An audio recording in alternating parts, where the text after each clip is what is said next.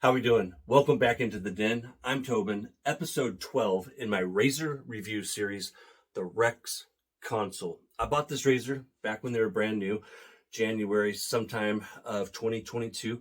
My first ever unboxing, I believe it was my first unboxing video, was this razor. I just took a look at that, and that was February of 2022.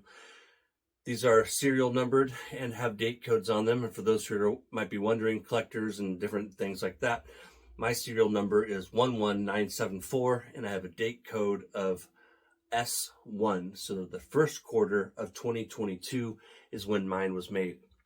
Just like all of Rex's razors, the Konsul is serial numbered and has a date code following the old Gillette standard. Currently, if you buy a brand new razor from Rex, you'll have a date code of U, the letter U. Following the same format as in the previous, did I say episode 12? It's episode 12, right? We're going with it because that's what I said a second ago, right? Following the same format as in the previous videos, first we're going to take a look at efficiency score, then the symmetry score, followed by tolerance, permanence, friendliness to new wet shavers, and then the overall value of the razor. Taking a look at efficiency, first looking at the blade gaps. This razor goes from basically 0.5, because it's not quite a 1. If you look at it closely, you'll see that there's a little dot. So you go from 0.5 all the way up to 6.5. I started the measuring at setting 1, and that is 0.018 of an inch. To put that into perspective, I'll put some blade gaps up here of razors that you might own. I measured it on setting 3 at 0.045 of an inch, and then finally on setting 6, mine measures 0.060 of an inch. The blade gap is neutral, meaning that when you shave with it, unlike the Rex Konsul or the Rex Ambassador, if you're familiar with those, there's not much blade feel. When you're shaving with it, you really don't feel the blade. You feel the blade, but it's not aggressive. It's very mild in the way that the blade feels against the skin, is what I mean by that. So it has a blade neutrality, a neutral blade gap, a neutral blade feel. Moving right along. So with these adjustables, so far I haven't really found an exception to the rule. When it comes to an efficiency score, I'm going to give adjustables a 1 through 10, because this one, just like the other adjustables that I have reviewed, how efficient this razor is really up to you. If you put it on setting 0.5 at the very lowest setting, or even on setting 1, it is a very mild yet efficient shaver, because this is a slant head.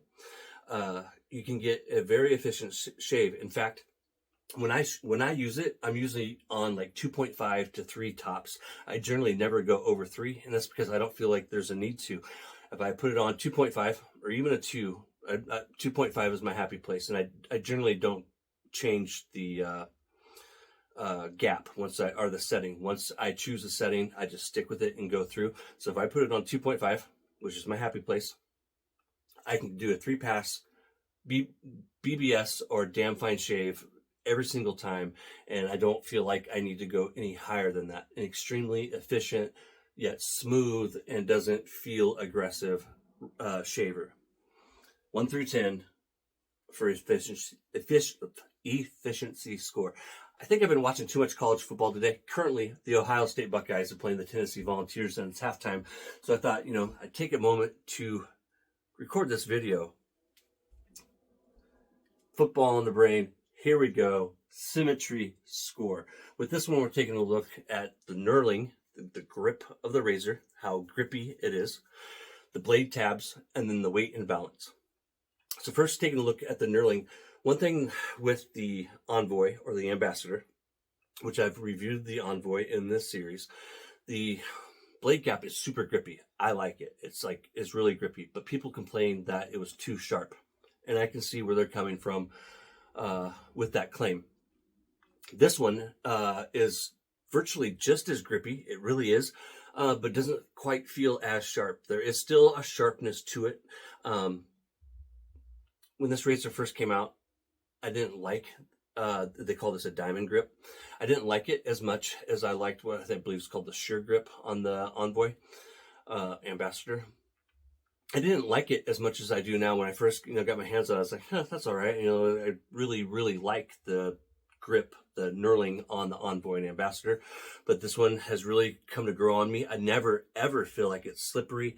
It does feel good in the hand, and I'll put the measurements of the razor up here. I believe it's 3.5 inches, and it never feels like it's going to be slippery at all. And to me, it's not sharp. Like right now, I'm pushing my thumb on it, and there's an edge to it, but it's not like it's biting kind of sharp, if that makes sense.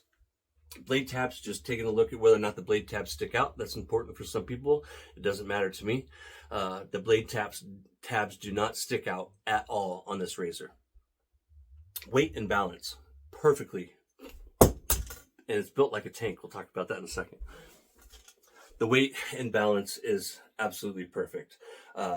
Matthew Pisarcik and his team put a lot of thought into this razor, a lot of love. If you know anything about the creator of this razor and his company, you know that he is a hobbyist and very much devoted to the craft, and everything about this razor, it really shines through. Just the amount of hard work that Matthew put into this razor. So for a Symmetry Score, I'm giving it a score of 10. It really doesn't get any better than what this one is, in my opinion. Next, taking a look at the tolerance. So that's blade alignment and then chatter. Blade alignment is just how easy it is to align the blade. How much thought do you have to put into it? So it's a 2-piece razor. I have the top cap right here in my hand. Put the blade in it. And then how much thought, how much effort do you have to put into aligning the razor so that everything is lined up the way it's supposed to be? It lines up perfectly every single time. All you got to do is seat the blade into the head properly, put it together, and you can forget about it. The blade alignment is perfect. Exactly what you want from a $350 razor. Chatter, there's no chatter to speak of. Real brief. Chatter and audio feedback, or audible feedback. Audible feedback is something that is desired. Audible feedback is the sound that the blade makes when it's cutting the hair. Chatter, to me, and what I mean by that is the blade moving inside the head. And you don't want the blade moving inside the head. You don't want it vibrating or reverberating in any way whatsoever. So audible feedback, I like. Chatter, I do not like, and that's because chatter can cause an uncomfortable shave. No chatter, perfect blade alignment. I'm going to give this a tolerance score of a 10. It really doesn't get any better than what Rex has done with this razor. Moves us down into the permanence score. With it, we're looking at the durability and construction material. This is made with 316L stainless steel here in the United States. 316L, the L stands for low carbon, so it's even better than 316. It's a more premium, more expensive 316 to make, so it's marine grade with low carbon. So 316L, that's just like top of the line stainless steel that you're really going to find, in my opinion, in a razor. When it comes to stainless steel, that is really what you want your razor to be made from, and that is what they've gone with here. And that's because 316L is resistant to corrosion, and that's one of the things that with hard water and different things that we might run into over the course of a lifetime using an heirloom piece like this. And that is exactly what this thing is. It is built like a tank. I don't see how you're really going to hurt this razor beyond dropping it and scratching it, because it's built extremely well. It comes with a lifetime warranty. You can check out more details about that on the sales page and even some of the paperwork that your razor comes with. But I really don't think that under normal circumstances that's ever going to be an issue, because this thing is built like an absolute rock. It really, really is. For durability and construction material, the permanence score, I'm giving this razor another 10. Friendliness to new wet shavers. As always, I recommend for a first time razor that you don't spend more than 30 and you don't spend more than 50. However, for a third or fourth razor, this might be a razor that you'd want to look at. There's also the Sentry, which is this razor, but in a non-adjustable setting. So it's basically this razor on setting 3. You can't change the adjustment of it. It's a little cheaper. It's like $229 or something like that for the Symmetry. This one, like mine, is $349. Mine is the standard finish, meaning that it's not polished. You can get it polished, but that's like another $100 more. I like the look of this unpolished steel. I really do.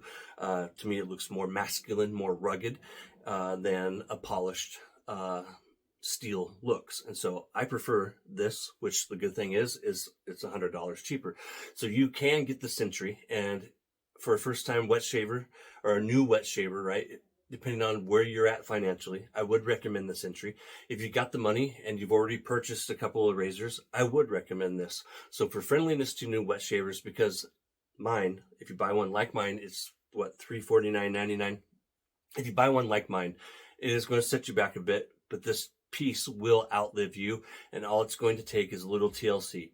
Put it away dry. After using it, it's going to last forever. Friendliness to new wet shavers, a 7. Now, taking everything that we looked at up above, taking everything into consideration that I've ever experienced with this razor in my 2 years of shaving with it, almost 2 years of shaving with it, it's December of 2024, I'm going to give it a value of 9. This thing shaves like a dream. It really does. I have not found one bad blade. I've got probably 30 or 40 different blades in my collection. I've tried virtually all of them or most of them, and I've never found a blade that didn't work well in this razor. I always get a damn fine shave. Sometimes it can be too efficient if I'm not careful. This thing, it does provide a close shave, and so that's one thing just to keep in mind, that when I'm using it, I have to be just cautious around my Adam's apple. Otherwise I'll get the occasional small nick. But I love this razor. If you follow my content, you know that I love slants, and I absolutely love this razor. I'm so glad that I purchased it when it first came out. I got that early date code, which as a schnerd makes it even cooler. So I highly recommend this razor if you can afford it. Is it something that you absolutely have to have? No, sir, it is not. Are there razors that you can buy that will deliver a great shave at a fraction of the cost? Yes, sir, there is. However, if you've got the money and you're a schnerd like me and you're collecting, I think this is a great piece to add to your collection. I really, really do.